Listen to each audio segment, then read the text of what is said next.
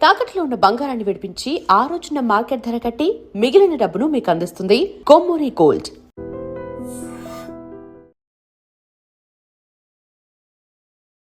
ఒక్క 10 ఏళ్ల ముందు ఎంట్రీ ఇచ్చింటే ఈరోజు ప్రపంచ బ్యాటింగ్ రికార్డులన్నీ అతని ఖాతాలోనే ఉండేవేమో. కనీసం 25 ఏళ్ల క్రికెట్లో అడుగుపెట్టిన 3 ఫార్మాట్లో మొనగాడిగా నిలిచేవాడేమో. All format most consistent player అనే ట్యాగ్ సందేహం లేకుండా అతనికే ఇచ్చేయచ్చు. విరాట్ కోహ్లీ, సచిన్ ఫ్యాన్స్ అయినా అతని బ్యాటింగ్ గురించి తెలిస్తే సలాం కొట్టి సైడ్ అవ్వాల్సిందే.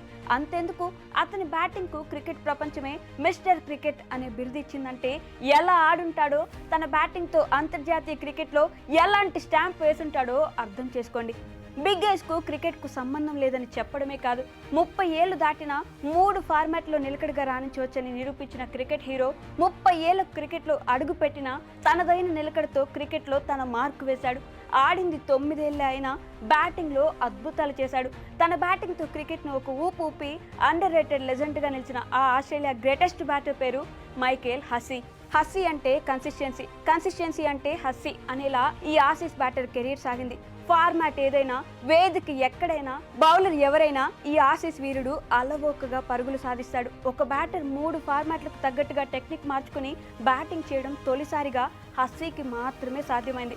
ఒక బ్యాటర్ 3 ఫార్మాట్లో ఆడడమే కష్టం అనుకుంటే హస్సీ మాత్రం 3 ఫార్మాట్లో ఆడుతూ నిలకడగా రానిచ్చేవాడు. తన బ్యాటింగ్కు జట్టుకు ఏ రోజు భారంగా మారలేదు. లోయర్ ఆర్డర్లో పంపిన మిడిల్లో ఆడమని చెప్పినా తన రోల్కు పక్కాగా న్యాయం చేస్తాడు. డివిలియర్స్, విరాట్ కోహ్లీ లాంటి లెజెండరీస్ కెరీర్ ఇంకా ఆరంభ దశలో ఉండగానే హస్సీ ఆల్ ఫార్మాట్ ప్లేయర్గా గుర్తింపు తెచ్చుకోవడం విశేషం. టెస్ట్ ఆడేటప్పుడు ఓపిక్గా బ్యాటింగ్ చేయడం, వన్డే ఆడుతున్నప్పుడు స్ట్రైక్ రొటేట్ చేయడం, T20లో విధ్వంసం సృష్టించడం ఈ ఆసీస్ బ్యాటర్ స్పెషాలిటీ. ఆస్ట్రేలియా ప్రపంచ క్రికెట్ను శాసిస్తున్న రోజుల్లో జట్టులో ఒక స్పెషలిస్ట్ బ్యాటర్గా చోటు దక్కించుకోవడం సామాన్యమైన విషయం కాదు. అత్యద్భుతమైన టాలెంట్ ఉన్న ఆస్ట్రేలియా జట్టులోకి రావడం అప్పట్లో అత్యంత కష్టంగా ఉండేది. ఎందుకంటే Gilchrist, Hayden, Ricky Ponting, Martin, Symonds, Bevan లాంటి మ్యాచ్ విన్నర్లు అప్పటికే జట్టులో పాతుకుపోయారు. అందుకే మైకేల్ హస్సీ ఆసీస్ జట్టులో రావడానికి దాదాపు 30 ఏళ్లు పట్టింది. లేటుగా వచ్చినా లేటెస్ట్గా రావాలి అనేలా మైకేల్ క్రికెట్లో తన శకం మొదలుపెట్టాడు. హస్సీ క్రికెట్ కెరీర్ ఎలా ప్రారంభమైందో, సక్సెస్ఫుల్గా ఎలా ఎదిగాడో ఇప్పుడు చూద్దాం. హస్సీ అసలు పేరు మైకేల్ ఎడ్వర్డ్ కిల్లిస్ హస్సీ. 1975లో పెర్త్లోని మౌంట్ లావిల్లాలో హస్సీ జన్మించాడు. అతని తండ్రి మాజీ అథ్లెటిక్స్ కోచ్ కావడంతో చిన్నప్పటి నుంచే క్రికెట్పై ఇష్టం పెరిగింది. మైకేల్ హస్సీతో పాటు అతని అన్న డేవిడ్ హస్సీ కూడా ఇంటర్నేషనల్ క్రికెట్ ఆడాడు. స్కూల్ క్రికెట్ సమయంలో హస్సీ ఆస్ట్రేలియా ఫాస్ట్ బౌలర్లు బ్రెట్లీ, జాసన్ గెల్లిస్పీలతో కలిసి క్రికెట్ ఆడడం విశేషం. ఇక తన ఫస్ట్ క్లాస్ మ్యాచ్ను సొంత రాష్ట్రమైన వెస్ట్రన్ ఆస్ట్రేలియన్ వారియర్స్ తరపున ఆడాడు. డొమెస్టిక్ క్రికెట్లో అదరగొట్టి 6471 పరుగులు చేసిన ఆసీస్ జట్టులో స్థానం సంపాదించడంలో విఫలమయ్యాడు. ఆ తర్వాత ఇంగ్లాండ్ క్లబ్ క్రికెట్ ఆడి తన బ్యాటింగ్తో రెచ్చిపోయాడు. నార్థాంప్టన్ షైర్ తరపున 2001లో ట్రిపుల్ సెంచరీ చేసి 329 పరుగులు చేసిన హస్సీకి ఆసీస్ జట్టులో స్థానం దక్కలేదు. ఇప్పుడు ఇండియన్ జట్టులో చోటు దక్కించుకోవడం ఎంత కష్టమో అప్పుడు ఆసీస్ జట్టులో ప్లేస్ కావాలన్నా అంతే కష్టంగా ఉండేది. జట్టులో చోటు దక్కకున్న హస్సీ పరుగుల వరద పారించేవాడు.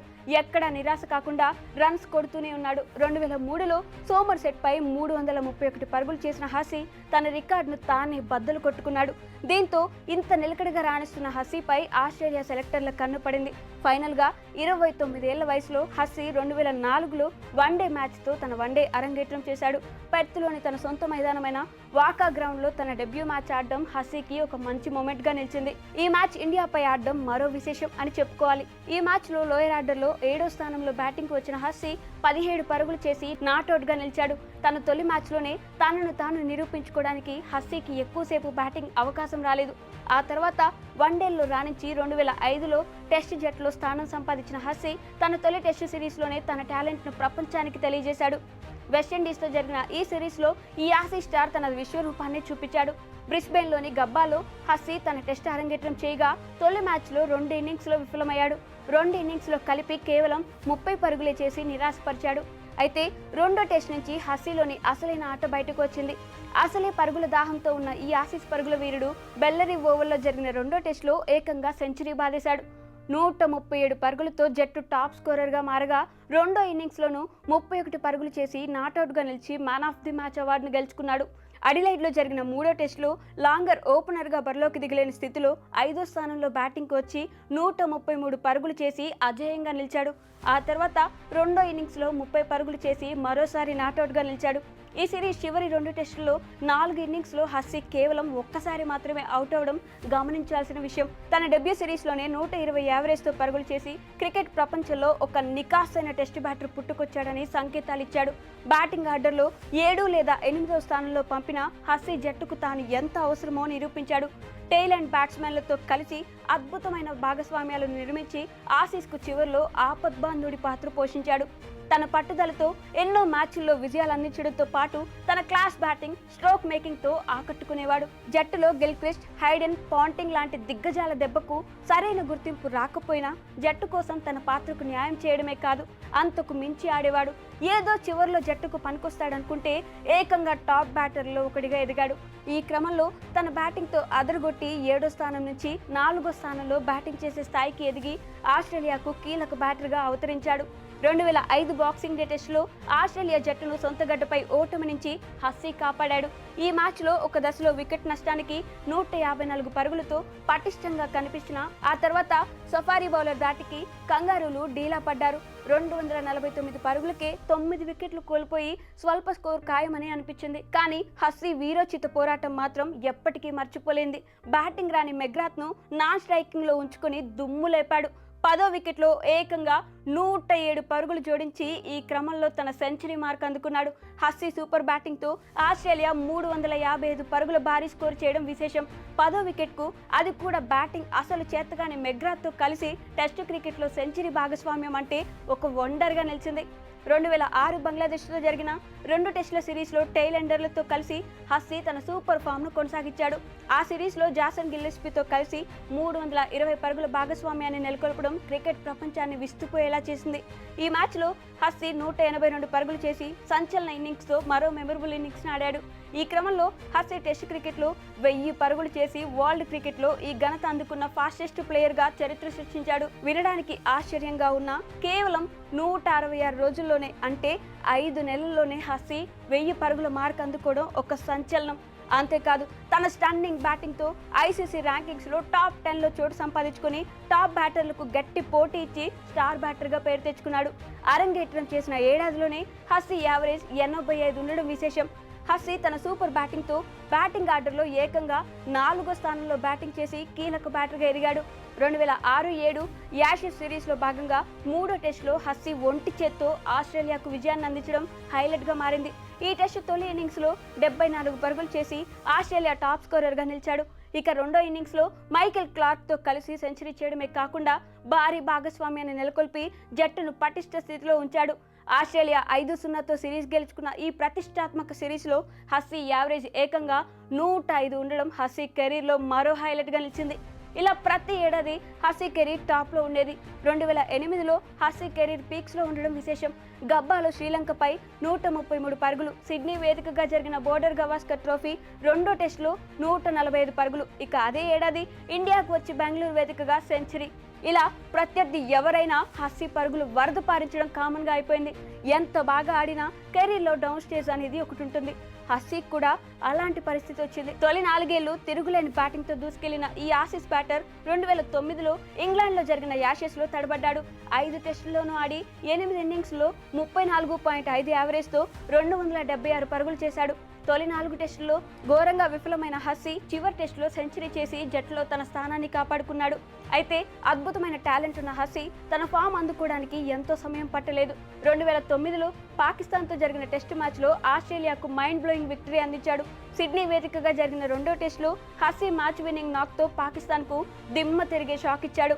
ఈ టెస్టు తొలి ఇన్నింగ్స్లో పాకిస్తాన్ ఏకంగా 206 పరుగుల లీడ్ను సంపాదించింది. ఇలాంటి స్థితిలో ఆస్ట్రేలియా జట్టు విజయంపై ఎవరికీ హోప్స్ లేవు. కానీ జట్టులో హస్సీ ఉంటే ఇలాంటి అసాధ్యాలు కూడా సుసాధ్యాలు అవుతాయని ఆ రోజు పాకిస్తాన్కు తెలిసొచ్చింది. రెండో ఇన్నింగ్స్లో 257 పరుగులకే 8 వికెట్లు కోల్పోయి ఓటమి అంచుల్లో పడింది. ఇలాంటి సమయంలోనే హస్సీ వీరోచిత ఇన్నింగ్స్ మరోసారి బయటకు వచ్చింది. సిడిల్తో కలిసి పాకిస్తాన్ బౌలర్లకు చుక్కలు చూపించాడు. ఆస్ట్రేలియా జట్టుకు ఫైటింగ్ టార్గెట్ ఉంచి జట్టుకు థ్రిల్లింగ్ విక్టరీ అందించాడు. హస్సీ కెరీర్లో ఇదొక మెమరబుల్ ఇన్నింగ్స్గా నిలిచింది. 2009 ప్రారంభంలో కొంచెం తడబడిన వెంటనే కంబ్యాక్ ఇచ్చి ఏకంగా ICC test player of the year అవార్డును గెలుచుకున్నాడు. 2010లో జరిగిన యాషెస్ టెస్ట్ సిరీస్ లో హస్సీ తన పీక్ ఫామ్ కొనసాగించాడు. 9 ఇన్నింగ్స్ లో 63 యావరేజ్ తో ఏకంగా 570 పరుగులు చేసి అలెస్టర్ కుక్ తర్వాత అత్యధిక పరుగులు చేసిన బ్యాటర్ గా నిలిచాడు. గబ్బాలో జరిగిన తొలి టెస్టులో 195 పరుగులు చేసి ఇంగ్లాండ్ బౌలర్లను వీర విహారం చేశాడు. ఇలా ఇయర్ మారిన హస్సీ తన నిలకడను కొనసాగిస్తూనే ఉన్నాడు. టెస్టులతో పాటు వన్డేల్లోనూ ఇంతే నిలకడగా ఆడేవాడు. 6 లేదా 7 స్థానాల్లో బ్యాటింగ్ వచ్చి కీలక ఇన్నింగ్స్లతో జట్టును నిలబెట్టేవాడు. ఈ క్రమంలో ఎక్కువసేపు క్రీజ్లో బ్యాటింగ్ చేసే అవకాశం రాకపోయినా ఉన్నంతసేపు తన రోల్కు న్యాయం చేసేవాడు. అందుకే వన్డేల్లో 3 సెంచరీలు ఉన్న హాఫ్ సెంచరీలు 39 ఉన్నాయి. హస్సీ విఫలమయ్యాడు అని చెప్పుకునే ఇన్నింగ్స్లు చాలా తక్కువగా ఉండేవి. ఇలాంటి సమయంలోనే హస్సీకి మిస్టర్ క్రికెట్ అనే ట్యాగ్ ఇవ్వడం చెప్పుకోవాల్సిన విషయం. 2006లో వన్డేల్లో హస్సీ నెక్స్ట్ లెవెల్లో బ్యాటింగ్ చేశాడు. ఈ ఏడాది 25 వన్డేల్లోనే 64.80 యావరేజ్తో 769 పరుగులు చేసి ICC one day player of the year award అందుకోవడం విశేషం. ఆ టైంలో ఎంతో మంది స్టార్ బ్యాటర్లు హస్సీ నిలకడ దాటికి వెనకపడ్డారు. అంతేకాదు తన ఫామ్తో 2006లో వరల్డ్ నెంబర్ 1 వన్డే బ్యాటర్గా నిలిచాడు. 2006, 2007లోనే ఆడమ్ గిల్క్రిస్ట్, జస్టిస్ లాంగర్ లాంటి స్టార్ ఆటగాళ్లను ఓడించి వరుసగా 2 సంవత్సరాలు WACA గోల్డ్ కప్ను గెలుచుకున్నాడు. 7వ స్థానంలో హస్సీ యావరేజ్ 120 ఉండడం షాకింగ్ కు గురి చేస్తుంది. ఆస్ట్రేలియా 2007 వన్డే వరల్డ్ కప్, 2006, 2009లో ఛాంపియన్స్ ట్రోఫీ గెలుచుకోవడంలో హస్సీ కీలక పాత్ర పోషించాడు. టెస్ట్ క్రికెట్, వన్డే క్రికెట్ ఆడుతూనే T20 క్రికెట్లో హస్సీ దంచు కొట్టేవాడు.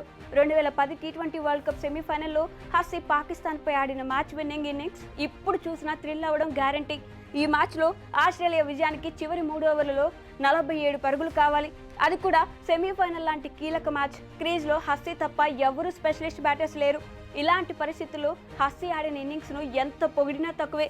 విజయానికి చివరి 17 బంతుల్లో 48 పరుగులు అవసరమైన దశలో తన పోరాట పటిమ చూపించి మ్యాచ్ను చివరి ఓవర్ వరకు తీసుకెళ్లాడు.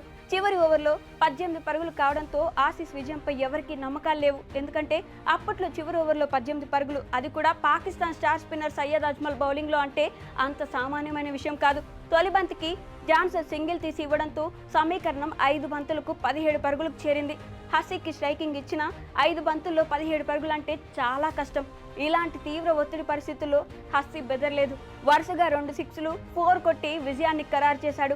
చివరి 2 బంతులకు 1 పరుగు కావాల్సిన దశలో హస్సీ విన్నింగ్ షాట్ సిక్సర్ బాది జట్టును ఒంటి చేత్తో ఫైనల్కు తీసుకెళ్లాడు. ఈ మ్యాచ్లో హస్సీ 24 బంతుల్లోనే 60 పరుగులు చేసి వరల్డ్ కప్ చరిత్రలో one of the best innings ఆడాడు. ఇక ఐపీఎల్లో కూడా హస్సీ హవా కొనసాగింది.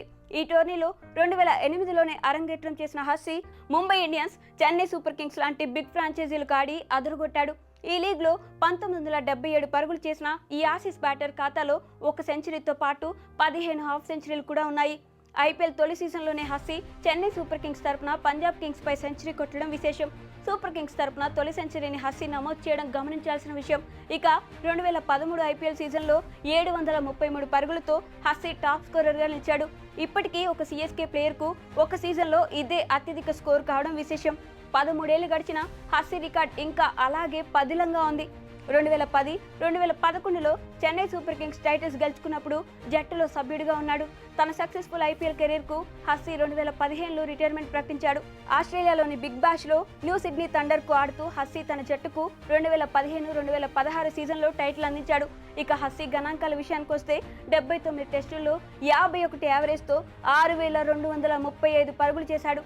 వీటిలో 19 సెంచరీలు, 29 హాఫ్ సెంచరీలు ఉన్నాయి. వన్డేల విషయానికి వస్తే 185 మ్యాచ్ల్లో 48 యావరేజ్తో 5442 పరుగులు చేశాడు. వన్డేల్లో 3 సెంచరీలతో పాటు 39 హాఫ్ సెంచరీలు ఉన్నాయి. పొట్టి ఫార్మాట్లో 38 T20 మ్యాచ్ల్లో 38 యావరేజ్తో 721 పరుగులు రన్స్ చేశాడు. 3 ఫార్మాట్లలోనూ హస్సీ బ్యాటింగ్ యావరేజ్ ఆశ్చర్యం కలిగించేలా ఉందంటే ఎంత నిలకడగా ఆడి ఉంటాడో అర్థం చేసుకోవచ్చు. ఇంత సక్సెస్ఫుల్ కెరీర్ను హస్సీ ఫామ్లో ఉండగానే ముగించాడు. 2012లో T20 వన్డేలకు గుడ్ బై చెప్పిన ఈ ఆసీస్ సూపర్ స్టార్ 2013లో టెస్ట్ క్రికెట్కు రిటైర్మెంట్ ప్రకటించి 38 ఏళ్ల వయసులో అంతర్జాతీయ కెరీర్కు వీడ్కోలు పలికాడు. ఓవరాల్గా 9 ఏళ్ల పాటు అద్భుతమైన ఆటతో, అత్యంత నిలకడైన ఆటతో ఎంటర్టైన్ చేసిన హస్సీ ఎలాంటి వివాదాలు లేకుండా సక్సెస్ఫుల్గా తన క్రికెట్ కెరీర్ను ముగించాడు.